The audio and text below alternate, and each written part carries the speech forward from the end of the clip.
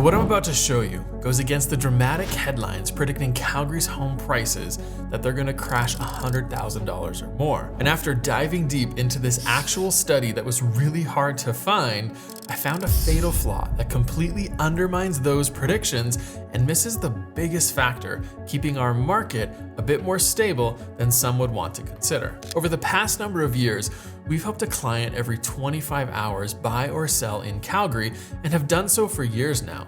So when studies like this create panic and headlines kind of create this tension, I know that families who are planning on making moves in our city need the real story. Now, if you're second guessing your move in Calgary or your sale in Calgary because of these headlines, you're not alone.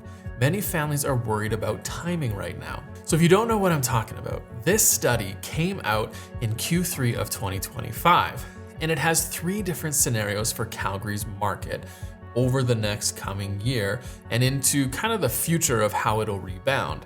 And it was an AI-driven study by some very intelligent individuals.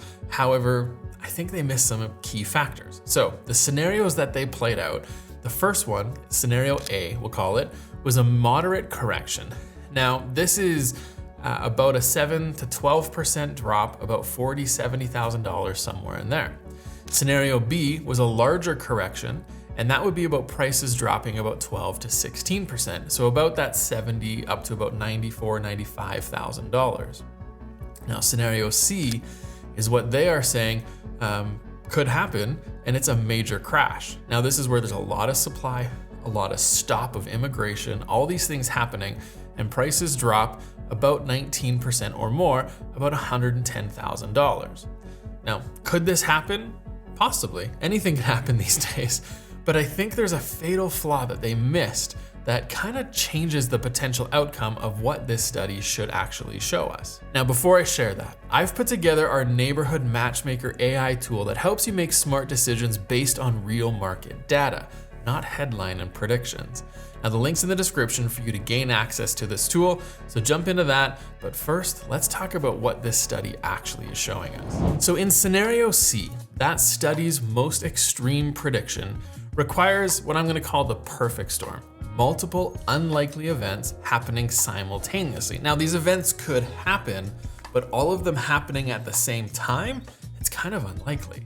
And I don't recall or was able to find where all of these things happened at the exact same time in Calgary's history. Now, for the maximum price drop to happen, you'd need immigration policies to remain unchanged, housing supply to double overnight, and developers to keep building while losing money. And you'd also need no government intervention as the market keeps on crashing. Now, it makes sense that you'd think this could happen when you see kind of exorbitant and big headlines like this one had. But here's what I know works in real markets.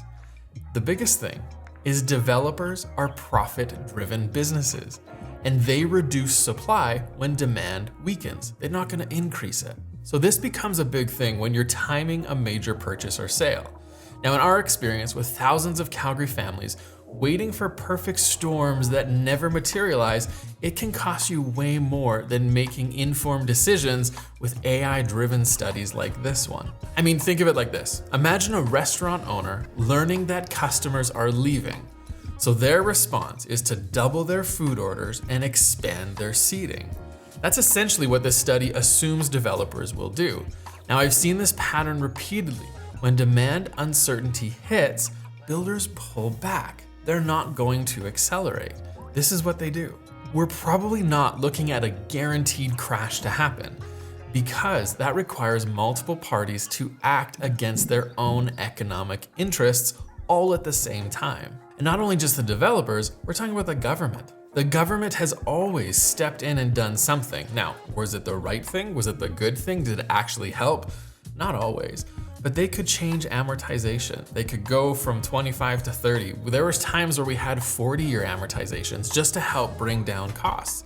We could see some of those things happening. So it's not to say that all of these things could not happen, because some of them could. but all of them at the same time, that's where I just don't think that's gonna happen. So here's where it gets really interesting when you look at the actual data. The study assumes demand will collapse based on federal immigration changes, but it completely ignores that Alberta gained over 36,000 people from other provinces over the last year. And these domestic migrants have immediate housing demand and higher purchasing power than new international immigrants. So I sense you might be wondering why this matters so much.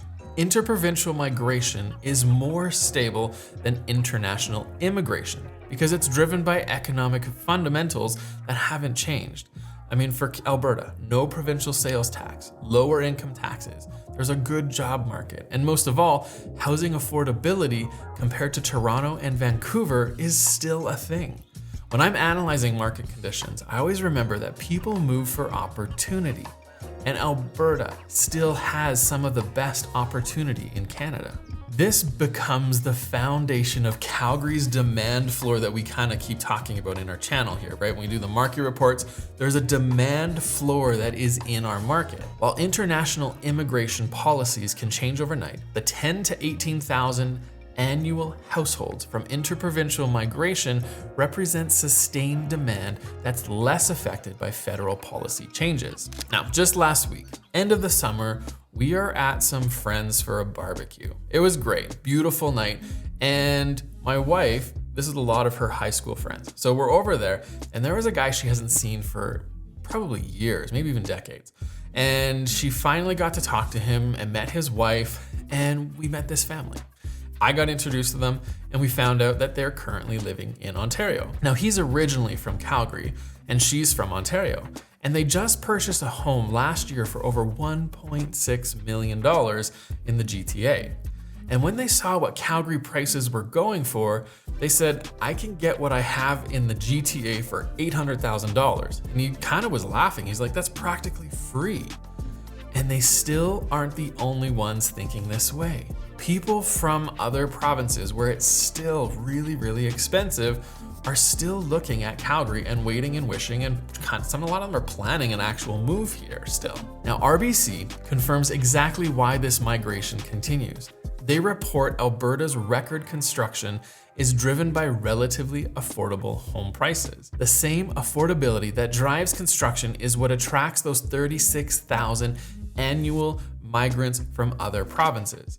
Meanwhile, Ontario housing starts have hit their lowest level in a decade. See what I'm saying? Developers stop building when they aren't selling their products. Ontario housing starts hit their lowest levels in decades. Alberta, it's not hitting lowest levels right now. So we don't have a housing start slump in Canada, we have one in Ontario. The AI study treats Calgary demand like it only comes from international sources, but domestic migration creates a demand floor that prevents the extreme scenario in this study from happening. However, there's one piece still of the puzzle that changes everything. And this is where the study predictions completely fall apart. Alberta's structural advantages, no provincial sales tax, lower income taxes, energy sector strength, and housing affordability. These continue to attract domestic migrants from other provinces regardless of this immigration policy that's happening. Now, don't get me wrong, there's a lot of people that are coming into our country, and the Liberal government made promises that they were going to slow that down, but we haven't seen that happen yet. And these fundamentals here in Alberta create sustained demand because they represent real economic benefits. Now, families typically save about $2,000 to $6,000 annually in taxes, and higher income families moving to Alberta can save sometimes $10,000, $15,000 or even more, plus gaining that $300,000 or even more in housing affordability. This creates permanent migration incentives for families and generations in the future. Now, since 2021, Alberta has led Canada in interprovincial migration with over 36,000 net immigrants in 2024 alone. Even during economic downturns like 2015 to 16 and 2020, Alberta quickly rebounded to become Canada's top migration destination once conditions stabilized. Calgary has multiple demand sources and proven resilience even during oil crashes. The fundamentals eventually reassert themselves, creating market stability the study didn't fully account for. Now, I'm not saying we're not gonna see prices drop in Calgary. We probably will, and we have. Since the peak of our benchmark pricing in June of 2024, we've seen roughly a 4.3% drop, which is about $25,000 over the last year. And that high in June of 2024 was $608,000. And as of last month, we were down to $583,000 for our benchmark price in the city. And as we move into the fall and into 2026, we probably could see this price soften even further. But $100,000, $150,000 more? I just don't see that happening. Now, regardless of what prices are doing, here's what I know is true for you.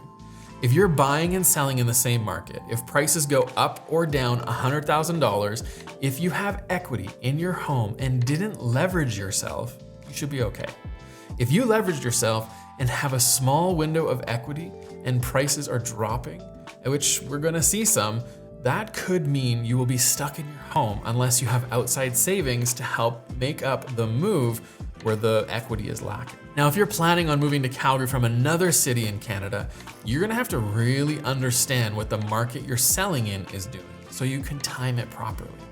You may be moving from a very slow market or the prices have dropped a lot, and you need to understand that and what is happening. Now, whether this AI-driven study is correct or not, I know that Calgary has some real legs and a runway ahead of it. It is a great place to call home.